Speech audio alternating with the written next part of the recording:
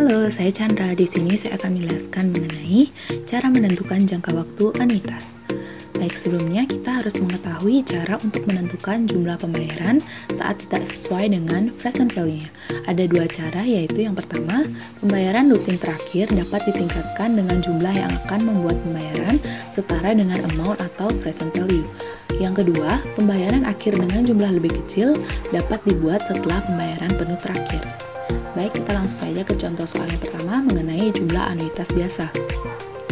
Ina ingin mengakumulasikan uangnya menjadi $5.000 dengan mendepositkan $1.000 di setiap akhir tahun. Jika setiap mendepositkan uangnya, Ina mendapatkan 5% dari uangnya, berapa kali pembayaran rutin yang harus Ina lakukan, serta berapa jumlah pembayaran Ina yang terakhir? Perlu kalian ingat kembali mengenai rumus jumlah anuitas biasa seperti di atas. Oke, baru kita lanjutkan ke penyelesaian.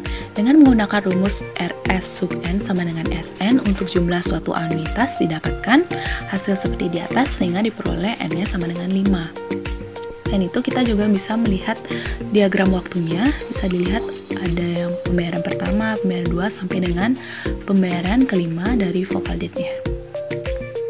Selanjutnya kita akan menggunakan S4. Kenapa? Karena jika kita menggunakan S5 ditambah dengan bunga yang didapatkan, maka jumlah uang akhir yang diperoleh Ina akan melebihi $5.000. Oleh karena itu, digunakan S4 sebagai faktor terdekatnya dan mencari jumlah uang yang dibayar pada periode kelima dengan rumus di atas, sehingga mendapatkan hasil $474,36 untuk pembayaran periode kelima. Baik, kita lanjutkan ke soal nomor 2 mengenai nilai sekarang atau present value. Seorang wanita meninggal dunia dan meninggalkan suaminya dengan kekayaan sebesar $50.000. Suaminya tidak menerima wasiat penuh secara tunai, namun dia mendapatkan tunjangan pembayaran setiap bulannya sebanyak $1.000.